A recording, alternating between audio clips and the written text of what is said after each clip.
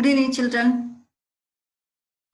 Welcome to online class, 9th standard, first language. Today,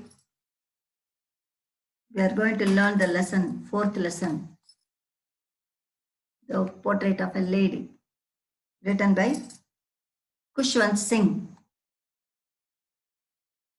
First, to tell about Khushwant Singh, author. He is an Indian writer in English.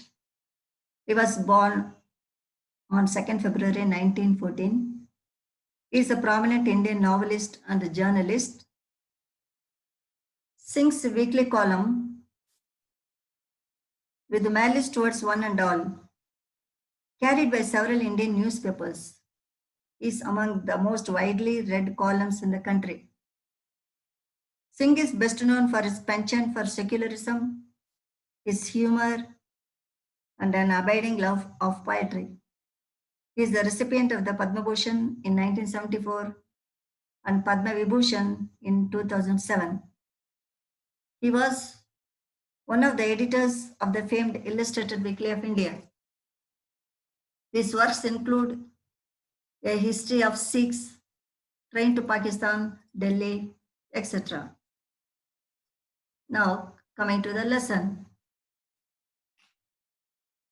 The portrait of a lady lesson is a real story of writer's grandmother, Khushwant Singh's grandmother. The name of the writer, that is Khushwant Singh, he tells us the story of his childhood that he had spent with his grandmother. That's what he has written. Now, first para.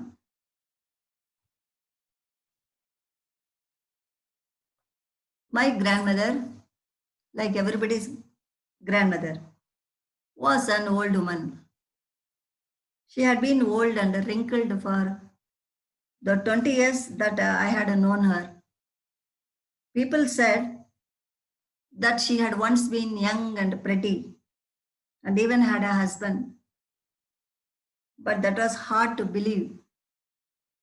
My grandfather's portrait hung above the mantelpiece in the drawing room. He wore a big turban and loose-fitting clothes. His long white beard covered the best part of his chest, and he looked at least 100 years old. He did not look the sort of person who would have a wife or children. He looked as if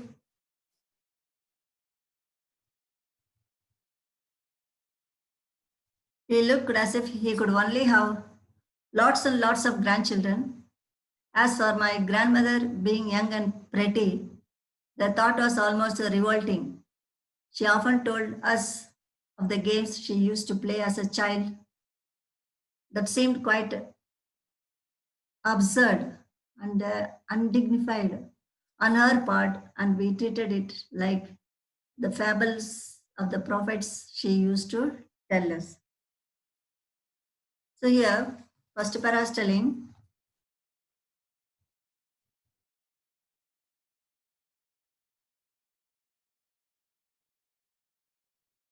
first para that is explaining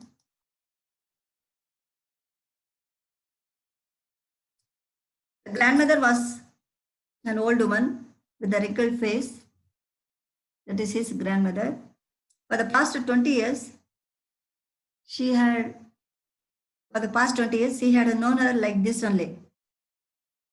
People were telling that when she was young, she was very pretty and even had a husband, which he could not believe. His grandfather's portrait, I'll show you. This is like this. His grandfather's portrait was hanging above the mantelpiece in the drawing room. An old man with a turban and a loose-fitting clothes and a long white beard covering his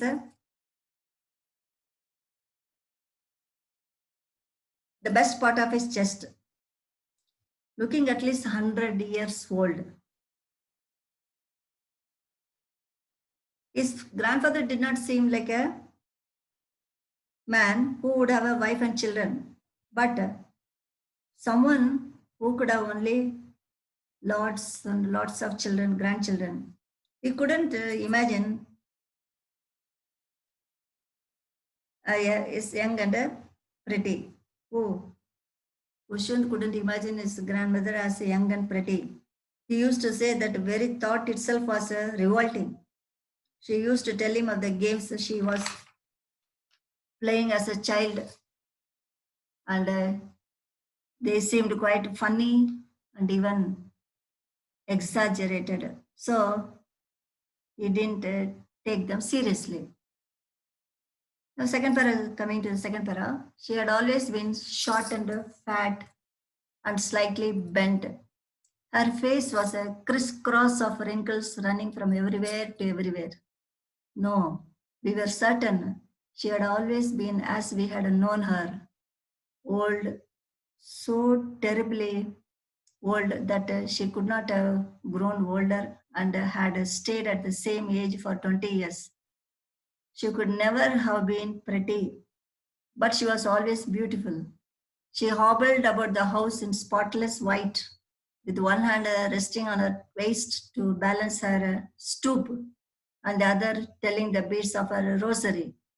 Her silver locks were scattered untidily over her pale, puckered face, and her lips constantly moved in inaudible prayer. Yes, she was beautiful, and she was like the landscape in the mountain, an expanse of pure white serenity, breathing peace and contentment.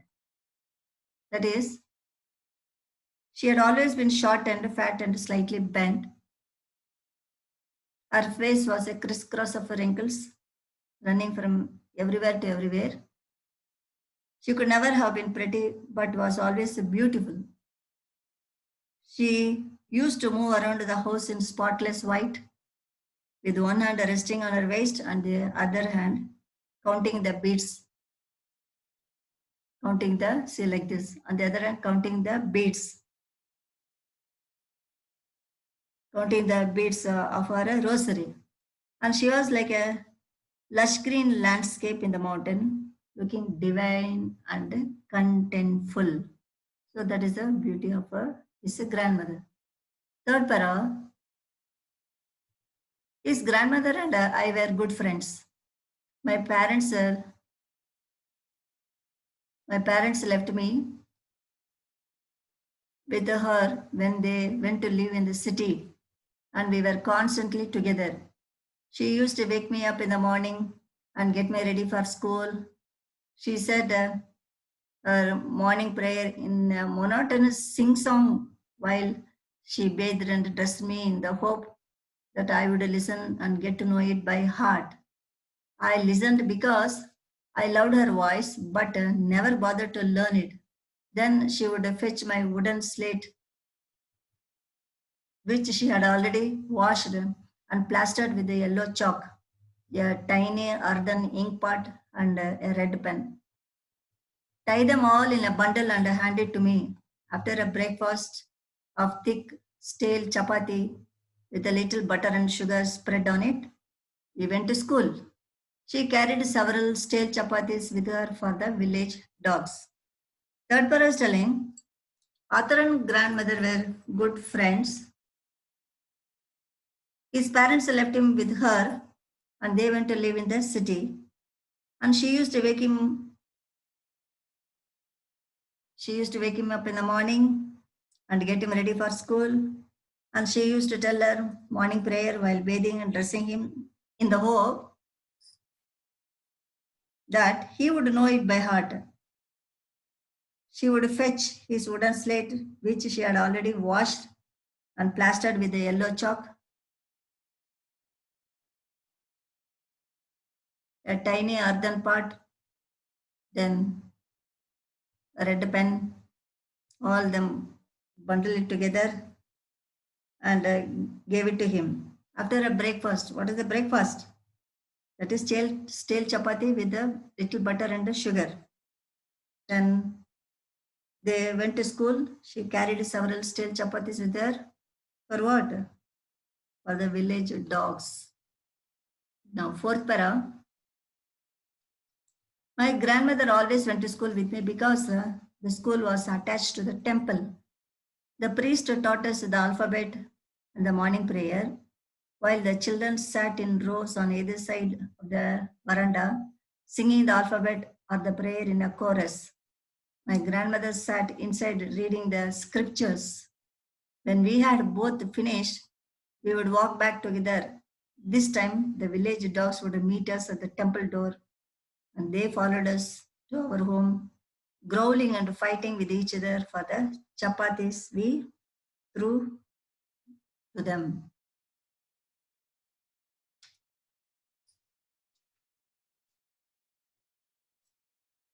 So the next, this para is telling,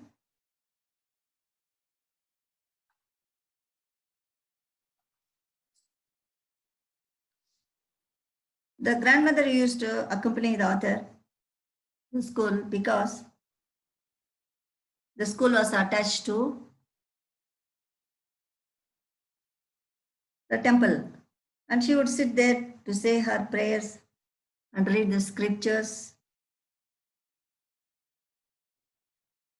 The temple priest taught, that is, the children the alphabet and the morning prayer. When we both finished, he would walk back together. This time, the village dogs would meet them at the temple door and follow them to their home, fighting for the chapatis she threw to them. Now, fifth para, his parents, when his parents were comfortably settled in the city, that is, they sent for us. That was the turning point in our friendship. Although we shared the same room, my grandmother no longer came to school with me. I used to go to an English school in a motor bus, and there are no dogs in the streets. And then she took to feeding sparrows in the courtyard of our city house. Fifth para is telling, his parents settled comfortably in the city, and they were called to the city. That is, Kushwant and his grandmother both were called to the city. And that was the turning point in their friendship. He used to go to an English school in a motor bus. She had no dogs in the streets, so she took to feeding sparrows in the courtyard of our city house. Sixth para, as the years rolled by, we saw less of each other. For some time, she continued to wake me up and get me ready for school. When I came back, she would ask me what the teacher had taught me. I would tell her her English words and the little things of a Western science and the learning, the law of gravity, Archimedes principle, the world being round, etc. This made her unhappy. She could not help me with my school, with my lessons, and she did not believe in the things they taught at the English school and was distressed that there was no teaching about God and the scriptures. She said nothing, but her silence met disapproval, and she rarely talked to me after that. So, as the years rolled by, they saw less of each other, and she didn't like the English school as there is no teaching of God and the scriptures. When she heard about the law of gravity, Archimedes principle, then and Western science, then that made her unhappy. Seventh para, when I went up to university, I was given a room of my own. The common link of friendship was snapped. My grandmother accepted her seclusion with resignation. She rarely left her spinning wheel to talk to anyone. From sunrise to sunset, she sat by her wheel spinning and reciting prayers. Only in the afternoon, she relaxed for a while to feed the sparrows. While she sat in the veranda, breaking the bread into little bits, hundreds of little birds collected round her, creating a veritable bedlam of chirrupings. Some came and perched on her legs, but she never shooed them away. It used to be the happiest half hour of the day for her. See how that birds are then sitting. That is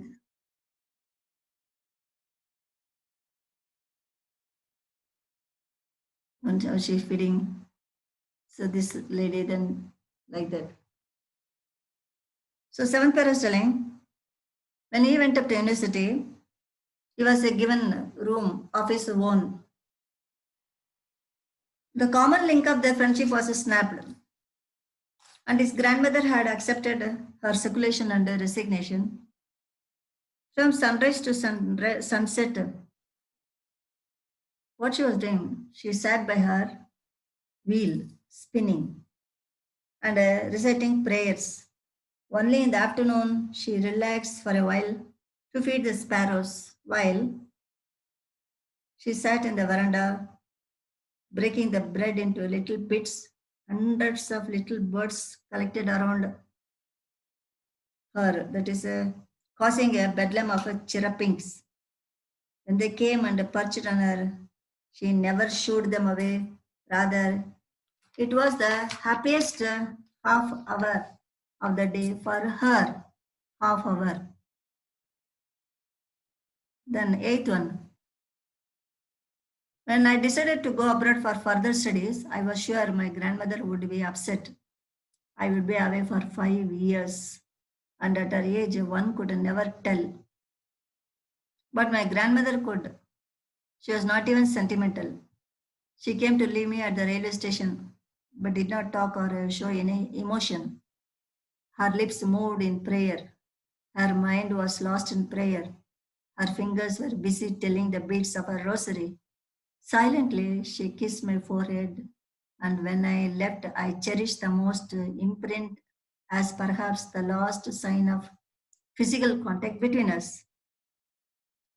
So, this para is telling the author decided to go abroad for 5 years for further studies, and he was sure that his grandmother would be upset at his departure. But on the contrary, she came to the station to see him off, but did not show any feeling or emotion. She was lost in prayer, telling the beads of her rosary, and silently she kissed his forehead, which the author considered to be the last sign of their physical contact. But that was not so. After 5 years, I came back home and was met by her at the station. She did not look a day older. She still had no time for words. And while she clasped me in her arms, I could hear her reciting her prayers. Even on the first day of my arrival, her happiest moments were with her sparrows, whom she fed longer and with the frivolous rebukes. That is, nine paras telling. That was not so what he thought. After 5 years, when he came back, he did not find any change in his grandmother. She was as old as ever and remained absorbed in her prayers only. Even that day, the happiest moment for her was feeding the sparrows with the frivolous rebukes. That is, she used to tell something to the birds also like that. 10th para is telling, in the evening a change came over her. She did not pray. She collected the women of the neighborhood and got an old drum and started to sing. For several hours, she thumped the sagging skins of the dilapidated drum and sang of the homecoming of the warrior. We had to persuade her to stop to avoid overstraining. That was the first time since I had known her that she did not pray. That is 10th para.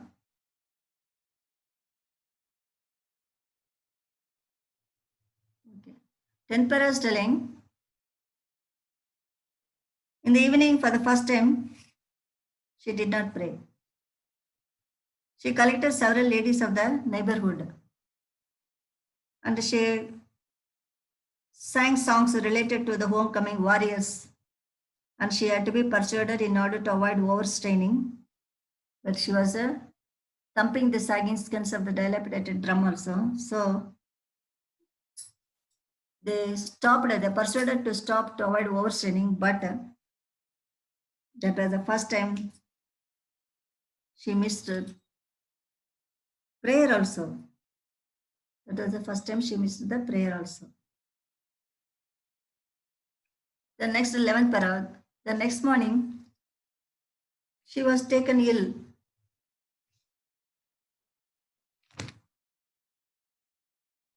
It was a mild fever, and the doctor told us that it would go.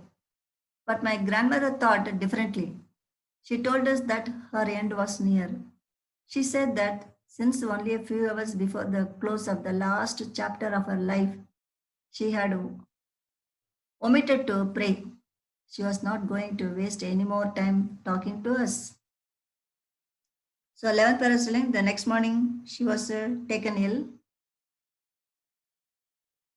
Though diagnosed a mild fever by the doctor, but his grandmother knew that her end was near. So she decided to spend the last few hours of her life reciting the prayers and telling her beads. We protested her, but she ignored our protest. She lay peacefully in bed praying and telling her beads. Even before we could suspect, her lips stopped moving and the rosary fell from her lifeless fingers. A peaceful pallor spread on her face, and we knew that she was dead. We protested, but she ignored our protest, and soon her lips stopped and the rosary fell from her hand, that proving that she died. Then 13th, the sun was setting and had lit her room and a veranda with a blaze of golden light. We stopped halfway in the courtyard, all over the veranda and in her room, right up to where she lay dead, and stiff, wrapped in the red shroud, thousands of sparrows sat scattered on the floor, and there was no chirruping. We felt sorry for the birds, and my mother fetched some bread for them. She broke it into little crumbs, the way my grandmother used to, and threw it at them. The sparrows took no notice of the bread. When we carried my grandmother's corpse off, they flew away quietly. The next morning, the sweeper swept the breadcrumbs into the dustbin. So 13th para, it's very pathetic to note the bird's feeling. That is, the sun was setting and it made bright her room and also the veranda. How with a blaze of golden light. And the family went to make arrangements for her funeral. They stopped midway to find thousands of sparrows scattered around her dead body. The sparrows mourned. The sparrows mourned the death of the grandmother in utter silence. He felt sorry.